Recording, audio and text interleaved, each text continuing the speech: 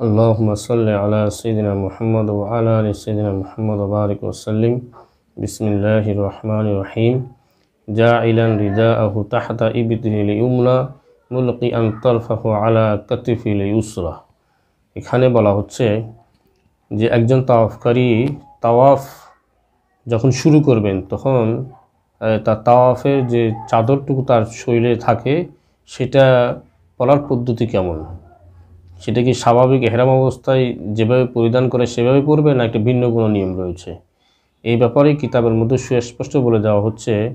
যা ইলান শব্দটা আমরা তরকিবে মনে রাখবো, এটা হচ্ছে ফাইয়াব তাদিউ থেকে, এটা হাল।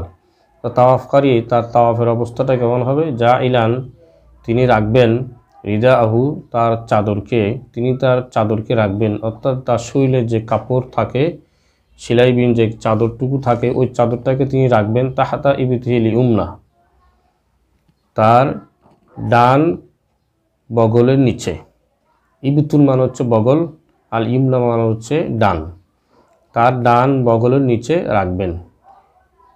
তাহতা ইবতিহিল ইমনা, তার ডান বগলের নিচে রাখবেন। মুলকিয়ান, এবং তিনি ঝুলিয়ে রাখবেন, তাওয়াফকারী ঝুলিয়ে রাখবেন। তরফাহু, যে অংশটা ডান বগলের নিচে দিয়ে নিয়ে এসেছে ওই অংশের তরফটা, ওই অংশের মাথাটা, ওই অংশটা ঝুলিয়ে রাখবেন আলা কাতিফিল ইউসরা, তার বাম কাঁধের উপর। কাতিফ মানে হচ্ছে কাঁধ, ইউসরা মানে হচ্ছে বাম, তার বাম কাঁধের উপরে ঝুলিয়ে রাখবেন।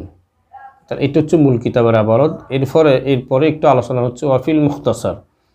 মুখতাসার কিতাবের মধ্যে রয়েছে, অর্থাৎ মুখতাসারুল বেকায়া যে কিতাব সেখানে রয়েছে, সেখানের মধ্যে কুলতু আমি বলেছি, মুসান্নেফ যিনি শরহুল বেকায়া প্রণেতা উনি বলতেছেন কুলতু আমি বলেছি মুখতাসারুল বেকায়া কিতাবের মধ্যে মুদতাবিআন, আমি এই যে কাজটা করা হয় চাদরকে পরিধানের যে নিয়মটা, যে ডান বগলের নিচে দিয়ে নিয়ে বাম কাঁধের উপর তার মাথাটাকে রাখা, এই অংশটাকে, এই কথাটাকে আমি মুদতাবিয়ান বলেছি। আনাল ইদতিবা ইহাজা, আর ইদতিবার অর্থ হচ্ছে এটাই।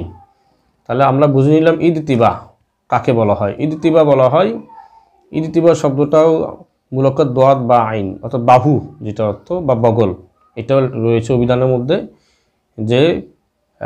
যে তাহলে আমরা বুঝলাম ইদতিবা মানে হচ্ছে কি, ইদতিবা মানে হচ্ছে যেটা মূল কথাটুকু এখানে রয়েছে সেটা হচ্ছে যা ইলান রিদাহু তাহাতা ইবতিহিল ইউমনা মুলকিয়ান তরফু আলা কাতিফিল ইউসরা, অর্থাৎ চাদরের একটা পাশকে ডান বগলের নিচে দিয়ে নিয়ে বাম কাঁধের উপর ঝুলিয়ে রাখা, এটা হচ্ছে ইদতিবা। যদি আমরা একেবারে প্র্যাকটিক্যাল একটু দেখার চেষ্টা করব যে কিভাবে সেটা আমরা একটা প্রতিকৃতি হিসাবে আমরা একটু ব্যবহার করব, দেখি একটা আমরা এই যে মনে করুন আমরা এহরাম অবস্থায়, এটাই মনে করুন এহরামের কাপড় মনে করুন আপনারা, এইটাই এহরামের কাপড়। এহরাম অবস্থা আমরা এভাবেই চাদর, এটা ছোট কিন্তু এহরাম অবস্থা কাপড়টা অনেক বড় থাকবে, সেই কাপড়টাকে আমরা এভাবে নিয়ে স্বাভাবিকভাবেই যখন একজন ব্যক্তি মুহরিম হন এভাবে নিয়ে এভাবে দিয়ে পরিধান করে, ভালো করে পরিধান করে উনি তার হজের কার্যাবলী সম্পাদন করেন। কিন্তু যখন তাওয়াফ করার সময় হবে ঠিক তখন হাজী সাহেব উনি কী করবেন, উনি তাওয়াফ যখন করবেন তখন উনি এই যে আমার এদিকে এটা ডান পাশ, আপনার ওদিকে হয়তো বাম পাশ দেখা যাবে, এদিকে আমার এদিকে ডান পাশ, এদিক থেকে এই যে চাদরের অংশটা এভাবে ডান হাতের বগল যেটা রয়েছে তার নিচে কাপড়টাকে এভাবে নিয়ে তার মাথাটাকে এইভাবে বাম যেটা কাঁধ রয়েছে বাম কাঁধের উপরে ছেড়ে দিতে হবে, অর্থাৎ এখানে মুলকিয়ান করতে হবে, যেটাকে বলা হয়েছে যে কি এখানে ঝুলিয়ে দিতে হবে।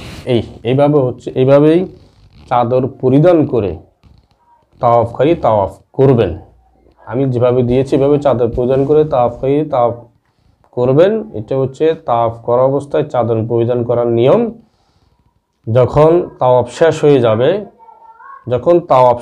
যাবে তখন আবার পুনরায় স্বাভাবিক যেভাবে চাদর পরিধান করা হয় সেভাবেই এভাবে চাদর পরিধান করবেন, ভালো করে এভাবে পরিধান করে উনি তাওয়াফের শেষে যে নামাজ পড়তে হয় 2 রাকাত, সে নামাজ পড়া অবস্থায় তিনি এভাবেই চাদর পরিধান করে নামাজ পড়বেন। ঈদ ইতিবা অবস্থায় রেখে ঈদ ইতিবা পদ্ধতিতে নামাজ পড়বেন না, এভাবেই চাদর এহরামের কাপড় পরিধান করেই উনি নামাজ সম্পাদন করবেন।